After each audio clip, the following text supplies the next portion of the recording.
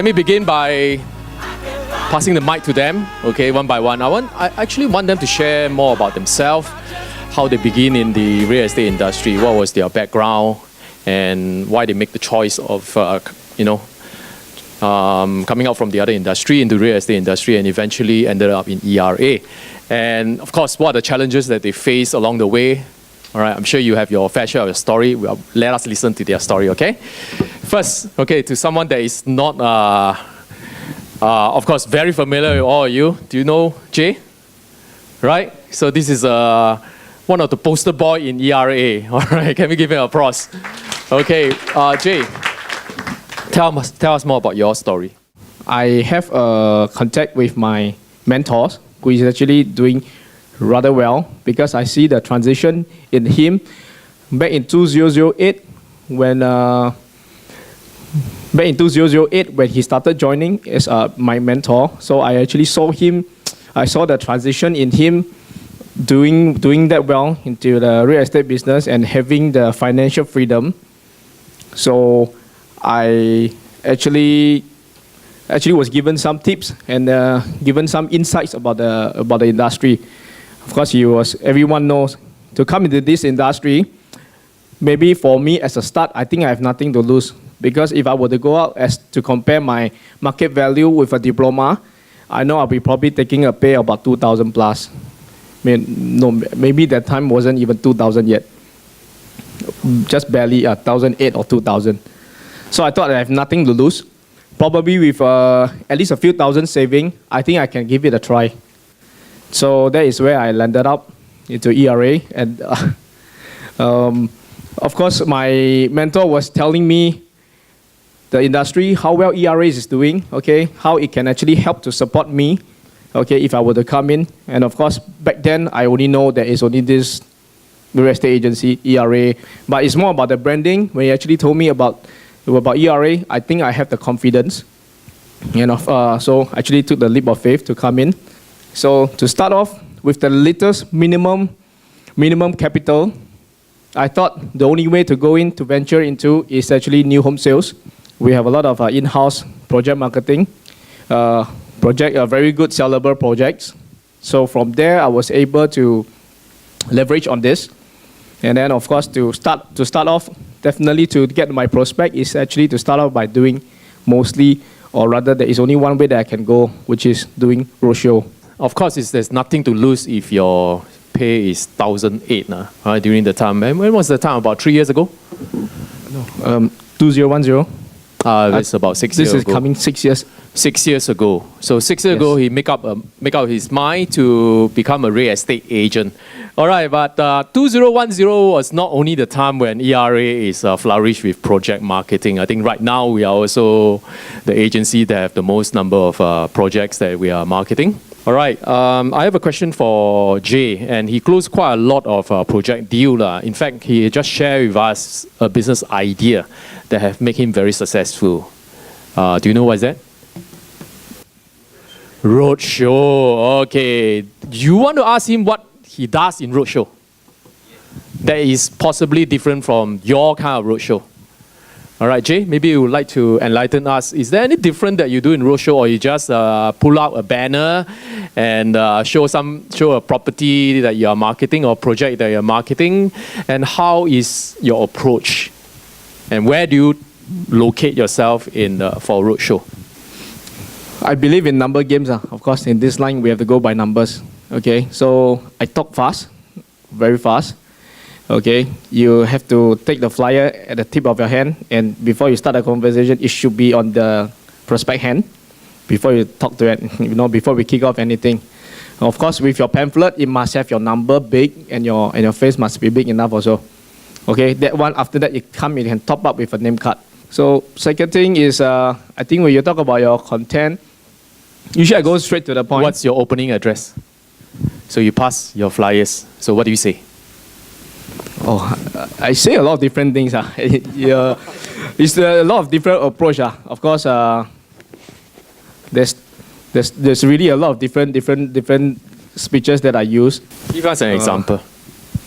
example, of course, most of the time it will be quite typical, quite normal. But of course, after that, I will see what I can spice up the conversation. It's very case to case.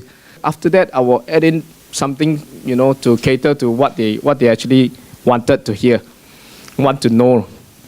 Okay, it's like dancing lah. You got to move one step forward. Guy will respond back. Then you say, "Oh, this one is responding," so you can further approach. If the guy is not responding, you probably don't respond lah. Maybe ask you a easier question for someone that is very new here. Can I see your hand? You are very new. Okay, you are inexperienced. You have not done project before. Can I see your hand again? Okay, good. What advice do you need to give them if they want to do project marketing? They are new, they are inexperienced, they want to do project marketing. What advice do you have for them? We have probably close to 100 of projects. You cannot be the best of everyone, right? You cannot be the best of all the projects. Okay, so you can start off with so-called a project GTA, which is in your comfort area. You are familiar with that project. Okay, of course, if you are not familiar with that project, go and learn about it. Okay, by attending, in ARA we actually do the 3 p.m. conducting of the 3 p.m. to learn the different projects. Okay, spend some time to go down, speak to the project DDs. They'll be more than happy to help you all. Okay, so find some of the projects that you think you would like to sell, you would like to be engaged in, not for the sake of going for the high commission. Okay, I go for more for sellable products, which actually have something more story to tell. Of course, the story come later when you do your homework and you fall in love with the project. You will naturally have something to say. Okay, so start off with something that you think you like. You must really like to the extent where you actually have a chance today. You will just buy that project immediately. I think he made a very strong point here that you guys probably need to take down this. You got to be a project GTA agent. All right, those of you who have co-broke with Jay probably know that he's very well versed with the products that he have in hand. And he can tell you from A to Z what is the strength of that project that is so convincing that anybody that comes to his net shall not escape. This is the kind of strength that Jay has over the rest. You know how old is he today? How old are you? 28. Yeah, he's 28. All right, only 28 years old, but I tell you, he can close 28 deals in 1 month, all in project marketing. Do you all believe it now? That's the power of Jay Choo. All right, you got to learn from him, man. All right, so he give you a tip, and the tip is called Project GTA. All right, so go and take note of that, especially those of you who have not done project before. Get yourself familiarized with your chosen GTA projects. Before asking some more questions, possibly I would like to ask Augustine to take on stage. All right, to introduce yourself and your background and why you come to ERA and your challenges that you face. Okay, good afternoon. My name is Augustine. Okay, I'll briefly tell you my background.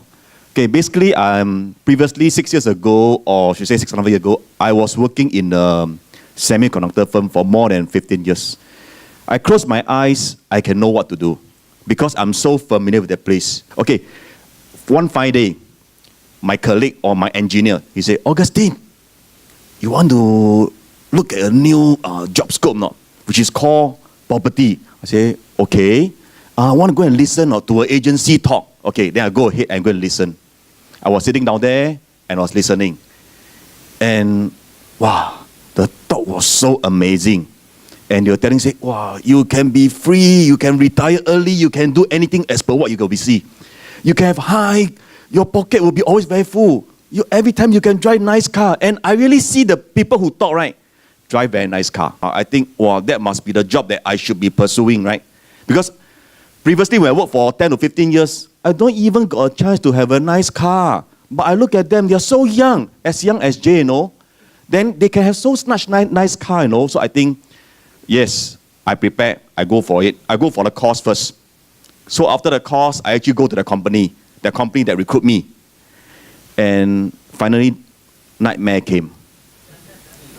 I realized that they're all painting very nice picture to you. There's no training, there's nothing. And you call anyone, they always say not free to tell you anything. No support, nothing. That is still not the worst. And when I start to approach, who will approach you?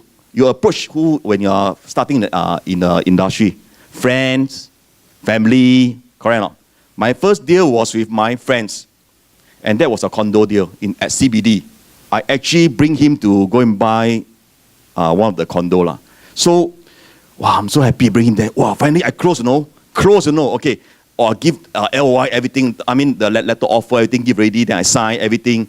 Then I take the check from him, then the corporate agent give me the name of the owner, okay. Wow, then I take it, wow, very happy, Then, that time I don't know how to do call ownership search, or check, or the kind of things, And that time was a weekend.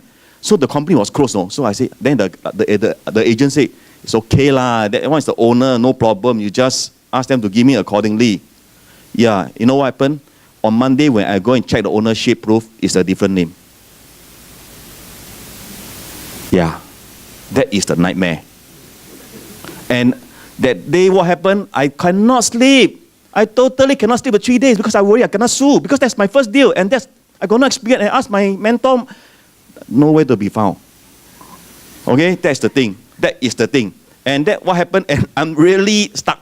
So I have to call the agent and I talk to the agent and ask them, hey, what happened? He said, no, that's the buyer. End of the day, I go and look at he passed me the OTP 1 year ago that they signed. And I go and find a law firm. You know what happened? When I actually called the law firm tell me they did not lodge caveat. And the previous owner, the previous seller who sell to this owner, right, actually are paying property tax for last 1 year and he don't know. In my 1 and 2 years at that company, I did not really enjoy. And I just do whatever I can. And that's why I go to the next company. I feel that training is important. So I go to the next company.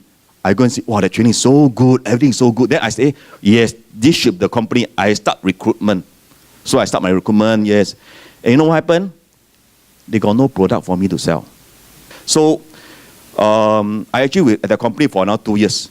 Then we move again to another company.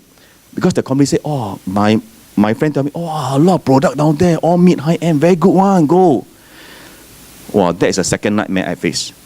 What happened? Because it's a different company. Because the company is managed by, they call it consultancy firm. Consultancy firm, if you're aware, they have something called HQ and called associate. And because HQ are the main source that actually controlling the associate, so they will work like a HQ. And HQ are all employed or not employed? Employed, right? So they are very corporate. Again, so the last place, then my mentor, or she say my head, hey, want to go to another new company, I say, okay, lor. Then I was considering, then he say, actually this new company is ERA. Okay, then I was actually considering, wow, is it a good time that I go? I actually considered for 2 months. I was thinking, is this the company that I should stay for more than 10 years or more? I don't want to move anymore, This company also got nice car and a lot of project. Yes, after I come here. But at the day, when I was considering, then I feel, oh, if they can support 6,000 agents and they are increasing and they are not decreasing, that means their system are good. Never mind, I give it a shot, I try. And when I come to the company, yes, they did not let me down. I'm not Xiang Goyot now, I'm telling you the truth. Because I attend all the classes that they have in this. And I actually learn a lot from them. Why? I feel that for those who are new, right, from the course, right, you're able to learn a lot of things that you don't know. And for the old people, right, you are actually refreshing. You unlearn and learn, and you learn new things like what? Facebook browsing, Facebook marketing. That time, where got Facebook marketing before? When you're old, if you are those 6 to 8 years agent, you don't know. But these are new things, right? If you don't approach or don't go and contact them, you will not know. And if nobody teach you, you also never know. So I was actually quite happy, and I'm glad that I'm here, and that it made me feel that I did not choose the wrong company. Well, for us, ERA, I guess some of you have already experienced, or most of you have experienced what is the advantage of ERA if you came from other company. But if you have not came from other company, you are organic here, you probably don't know that things are so well prepared for you, and you may take it for granted, that you are so much taken care of until you're out there, then you know, hey, actually this is the best place that you can gather all the advantages. All right, besides training, Augustine, what are the other things that you think is the advantage of ERA agents versus external agents? Okay, I feel that the admin support is actually very good. You got a whole rows of admins in this place, and whenever you ask them any questions about submission, everything, they will tell you. Whereas in my previous previous company, right, they will just say, you see, lor, you don't know, go and ask your mentor, lah. So that's why the kind of system that actually is so useful to you that once you submit, is immediately you submit and you do not need to delay. So that's the kind of things that is what we need as a salesperson, because what we need is called simple, easy, because we do not want to have anything that actually make us so we have to go and think about how to make a rocket science kind of things you need to do. But this is easy. We just need to write out everything, ask from them, and print out. And they actually print out for you. You just go and take out and you can just write already. So that's the part. If you know consultancy firm, they don't have such things. They'll ask you print yourself. Don't know, ask mentor. Don't know, they cannot tell you anything also. They say, I also don't know. All right, seriously, it all starts from the top. The top man in our company, Jack, is our CEO, is very particular on how can this benefit the agent. All right, for example, if we introduce a new initiative, the first thing that he will talk about is how will this value add the agent. The things that he would, any vendors that comes and promote a products to ERA, all right, what's the first thing that comes to his mind is how would this value add our agents and our customer.